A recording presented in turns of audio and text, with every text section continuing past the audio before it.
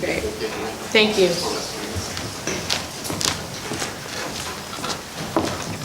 This is a great question. What people should know is that board members have like these 3 things that they have to do, that's what they get sworn to do. And this is, in my mind, one of the most important pieces, is to cultivate, nurture, attract strong educational leaders into our schools, into our city, to educate our children. And so I take that on very seriously.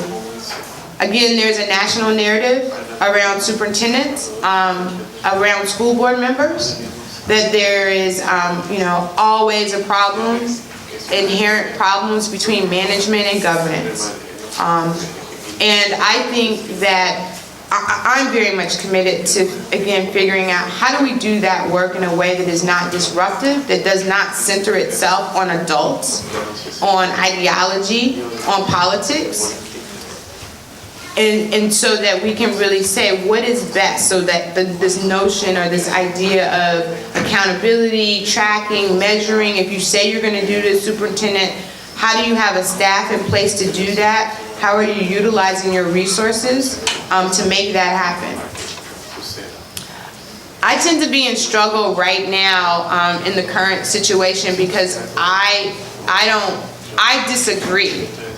And again, it's not my role to manage, but I disagree sometimes with the idea that there are that there are resources that are being pulled out of the admin and that are going straight down into school sites. Remember I told you, I said that earlier, you'll hear me say something like that, but it's about accountability that I want to be clear about.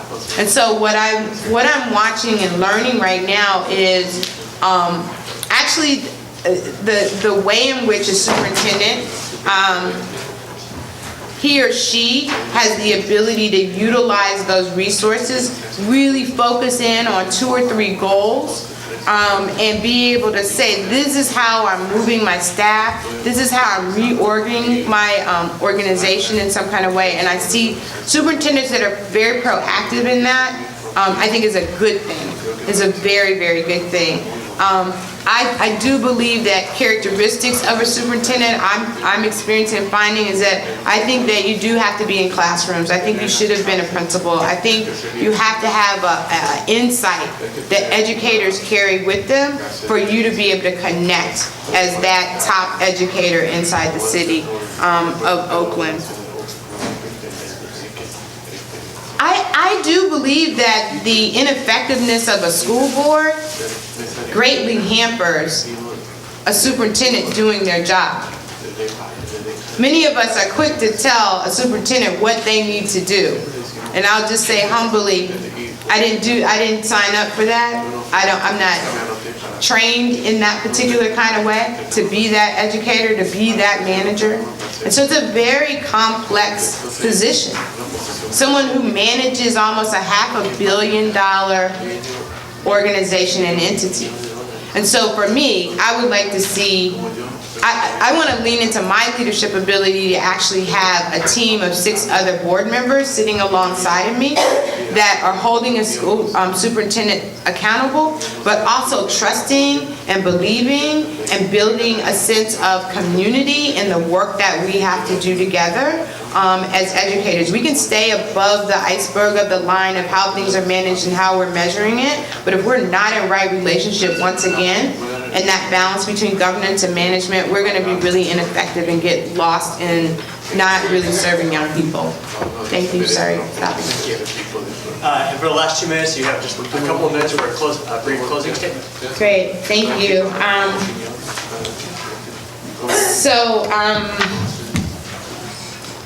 I'm gonna share a little story if I can do it quickly. My father, his name was Oscar Lee Hinton, and he just passed away last week.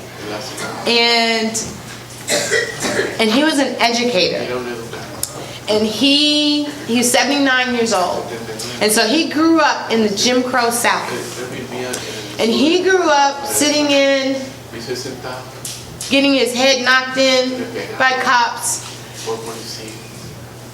to fight for civil rights and to fight for the opportunities for me to have. So I stand boldly upon his shoulders and on many other people. So that's who I am. I cry at board meetings sometimes. I believe in the school district. I believe in our students and our abilities. I believe that Oakland is rare bird. Like, we behave in ways, man, we will say no oftentimes before we even engage in the possibility of things.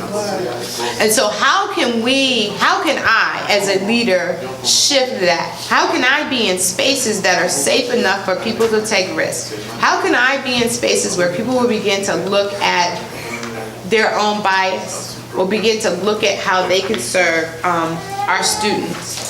We have an incredible legacy. A legacy of the Black Panthers, a legacy of freedom schools, now the legacy of work where we dive deeply into communities in our process now to talk about special ed, to talk about facilities.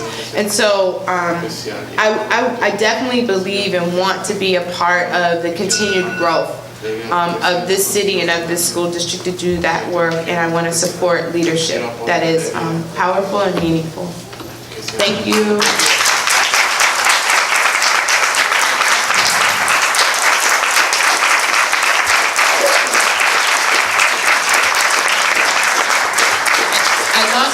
Who's a 34-year teacher in DC Public Schools.